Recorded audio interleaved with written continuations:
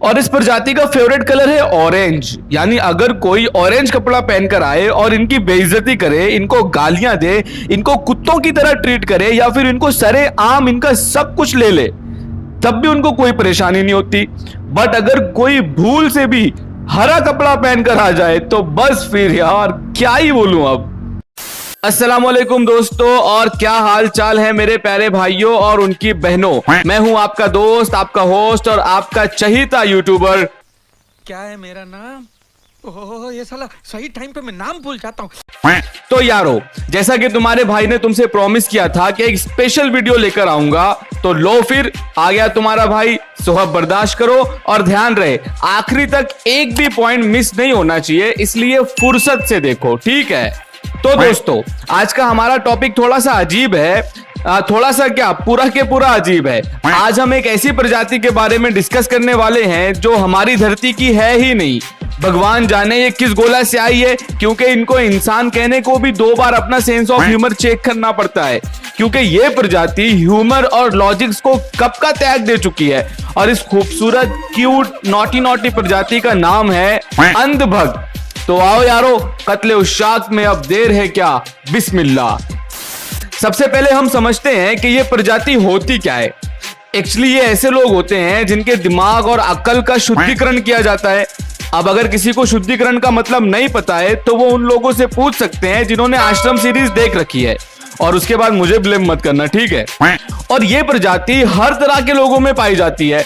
मर्द, औरत, बच्चे, जवान, बूढ़े, पढ़े लिखे, जाहिल, गांव वाले, शहर वाले लोगों की हर कैटेगरी में ये प्रजाति विकसित हो जाती है। कभी कभी तो डॉक्टर, इंजीनियर, प्रोफेसर, एडवोकेट, जजेस और इवन यूट्यूबर्स में भी ये प्रजाति विकसित हो रही है।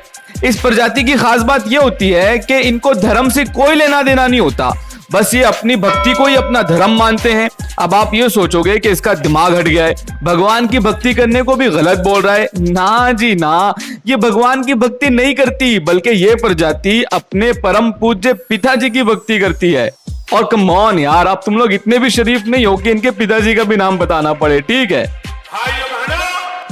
दूसरी खास बात यह है कि इनके दिमाग और जबान का कनेक्शन टूटा हुआ होता है, इसलिए ये जो बोलते हैं वो सोचते नहीं, और जो सोचते हैं वो बोल नहीं पाते, क्योंकि पिताजी की लाज भी तो रखनी होती है।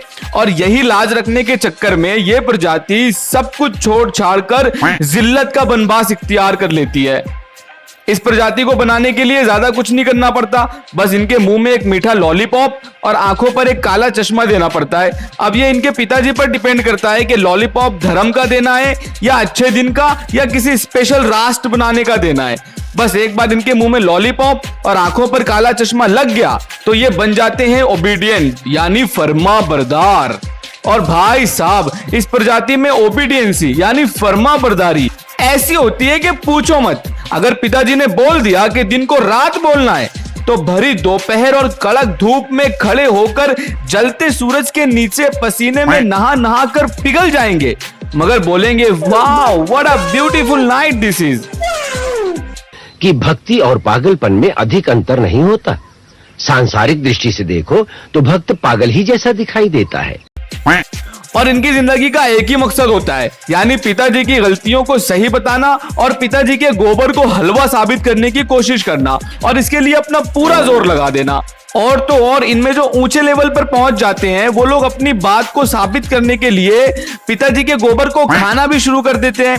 और भाई साहब, मजाल है जो इनके माथे पर एक लकीर आ जाए या इनका मुंह टेढ़ा हो जाए। ना जी ना, हंसते हंसते खुशी खुशी गोबर को हलवा बोलकर खाएंगे भी, और प्लस उसके फ्लेवर, टेस्ट और बेनिफिट्स पर एक्सप्लेनेशन भी देंगे। भक्त पागल ही जैसा दिखाई देता है।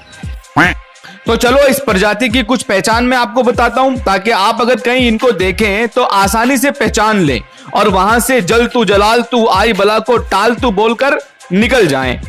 पहली पहचान है मुजोरी। इस प्रजाति में पाए जाने वाले सारे जानवर मुजोर होते हैं। पिताजी को सही बताने के लिए ये क्या बोलेंगे, कैसे बोलेंगे, सच बोलेंगे या झूठ बोलेंगे, कोई भरोसा नहीं। बट एक बात पक्की है कि मुंह इतना चलाएंगे, इतना चलाएंगे, इतना चलाएंगे कि आप खुद ही इनको बोल दोगे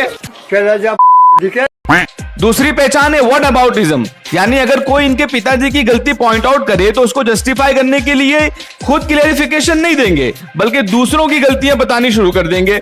अगर आप इनको बोलेंगे कि bro why are you eating goo, वो बोलेंगे सो व्हाट, जब से दुनिया बनी है तब से सुअर भी तो गू खाते हैं, उनको तो कुछ नहीं बोला तुमने। भक्त पागल ही जैसा दिखाई देता है। तीसरी पहचान है अक्यूजिंग, यानी इल्जाम लगाना। इस प्रजाति की हॉबी होती है इल्जाम लगाना, क्योंकि ऐसा करके वो लोग अपना पिछवाड़ा सेव करने की कोशिश करते हैं। फॉर एग्जाम्पल, अगर आप इनसे पूछोगे ब्रो अपने देश में इतनी गरीबी क्यों है, तो ये बोलेंगे ब्रो अभी अपन ने शेर पाला है, ठीक है तो खर्चा तो ज्यादा होगा ना, और गरीबी तो पिछले 70 साल से है, तब से तो कुछ नहीं बोला तुम लोगों ने। फिर अंग्रेज, फिर मुगल, फिर मंगोल, और ऐसे ही इल्जाम लगाते लगाते ये लोग इतना पीछे जाते हैं कि तुम सोचने पर मजबूर हो जाओगे यार, जिस हिसाब से ये लोग इल्जाम लगाने के लिए पीछे जा रहे हैं, बैकवर्ड हो रहे हैं, तो सारी गलती भगवान की है। ना वो दुनिया बनाता, ना अपना देश बनता, और ना इसमें गरीबी आती। और चौथी पहचान है इनके लॉजिक्स, यानी पिताजी की बातों को जस्टिफाई करने के लिए ये ऐसे ऐसे लॉजिक्स लगाते हैं कि इनके लॉजिक्स देखने के बाद साउथ की मूवीज भी अच्छी लगने लगती है। ब्रो साउथ तो साउथ, सोलोमान भाई की पिक्चर भी अच्छी लगने लगती है। यानी इनसे कोई पूछे कि भाई वो 15 लाख अभी तक अकाउंट में नहीं आए, तो ये बोलेंगे कि ब्रो अभी देख 1.5 साल से लॉकडाउन लगा है, ठीक है तो हम बाहर नहीं निकल रहे हैं, इसलिए अमेरिका में चाइना की जो बॉर्डर है उधर चांद निकल रहा है, और चांद की धूप से बचने के लिए लोटा लेकर नहाने जाना पड़ता है, बस इसलिए 15 लाख नहीं आ रहे हैं।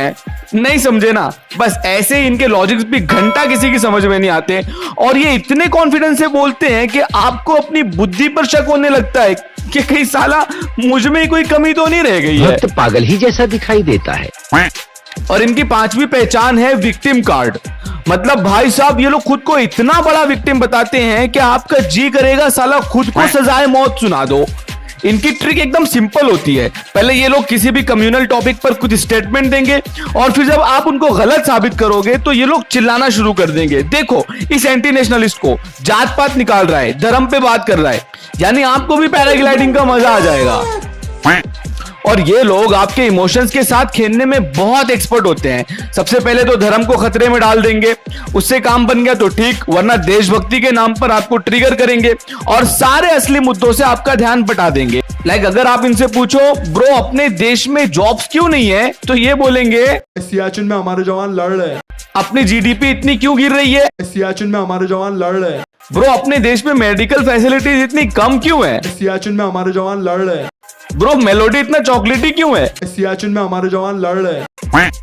और इस प्रजाति का पसंदीदा काम है लोगों के बीच फूट डालना, यानी ये तेरा है और ये मेरा है, और जो तेरा है वो भी मेरा है, क्योंकि जो अभी तेरा है वो 500 साल पहले मेरा था, जबकि वो अलग बात कि मेरे पास इसका कोई पक्का सबूत नहीं है, मगर फिर भी वो मेरा है। और जब उनसे पूछो तेरा बाप यहाँ छोड़कर गया था कि तेरी माँ, तो ये बोलेंगे तू आतंकवादी है, तू घुसपैठिया है, तुझे इस देश में रहने का कोई हक नहीं है, क्योंकि पिताजी विधायक है हमारे। भक्त पागल ही जैसा दिखाई देता है। यानी हर बात में आपको देशभक्ति के नाम पर चुप कर देंगे, और अगर नहीं तो आखिर में पाकिस्तान को 4-5 गालियां देकर आपको समझाएंगे कि देशभक्ति का सर्टिफिकेट देने का ठेका इन्हीं बेड़ी माँ के चांद बेटों ने ले रखा है। और दिन में जब तक 100 बार पाकिस्तान पाकिस्तान न कर लें तब तक उनका कब्ज अच्छा होता ही नहीं है, और न इनको सुकून की नींद आती है। नहीं यार, इतने तो खुद पाकिस्तान वाले भी पाकिस्तान पाकिस्तान नहीं करते जितने ये अंधभक्त पाकिस्तान पाकिस्तान करते हैं। और अगर तब भी आप उनको सच बताने की कोशिश करेंगे तो आपको एंटी नेशनल बोलकर पाकिस्तान जाने को कहेंगे, जैसे ये लोग पाकिस्तान की टूरिज्म इंडस्ट्री में काम करते हैं। भक्त पागल ही जैसा दिखाई देता है। और इस प्रजाति का फेवरेट कलर है ऑरेंज, यानी अगर कोई ऑरेंज कपड़ा पहनकर आए और इनकी बेइज्जती करे, इनको गालियां दे, इनको कुत्तों की तरह ट्रीट करे, या फिर इनको सरे आम इनका सब कुछ ले ले, तब भी उनको कोई परेशानी नहीं होती। बट अगर कोई भूल से भी हरा कपड़ा पहनकर आ जाए तो बस फिर यार क्या ही बोलूं अब। यानी ये तो वही बात हो गई कि मरने के बाद भले नदी नाले में पड़ा रहूंगा, मगर फिर भी पिताजी के साथ खड़ा रहूंगा। भक्त पागल ही जैसा दिखाई देता है। वैसे देखा जाए तो गलती इनकी भी नहीं होती है, इन्हें पता भी नहीं होता और इनका काट दिया जाता है। और फिर एक अग्नि परीक्षा यानी आग पर हाथ रखने के बाद इनको धर्म की कसम दी जाती है, और इनके पिछवाड़े में जातिवाद के कीड़े भर दिए जाते हैं कि तुम आज के बाद लोगों में नफरतें फैलाओगे और बोलते फिरोगे कि धर्म खतरे में है, धर्म की रक्षा करो, धर्म खतरे में है, धर्म की रक्षा करो, ताकि पिताजी की गलतियां भी छुप जाए और इनकी सियासत का मैदान भी साफ हो जाए। तो कुल मिलाकर ये प्रजाति अपने समाज और देश के लिए बहुत खतरनाक है, क्योंकि इनकी वजह से ही हुक्मरानों को अपनी मनमानी करने का मौका मिलता है। और एक खास बात, अगर आपके अंदर भी इस बीमारी के लक्षण देखने लगे हैं तो भाई बर्बाद हो चुके हो तुम, क्योंकि इस बीमारी के लिए आज तक कोई वैक्सीन भी नहीं बनी है और इंडिया में, छोड़ यार, इंडिया में तो बन ही नहीं सकती। इसलिए मेरी आपसे गुजारिश है कि ऐसे हालात में बेहतर यही है कि वक्त रहते इंसान सतर्क होकर अपने जज्बात को काबू में रखकर अपने कदम पीछे हटा ले। तो बस यारो, आज के लिए इतना ही। मिलते हैं अगले वीडियो में, तब तक खुश रहें, सलामत रहें, आबाद रहें और इस प्रजाति से दूर रहें। जय हिंद, जय भारत।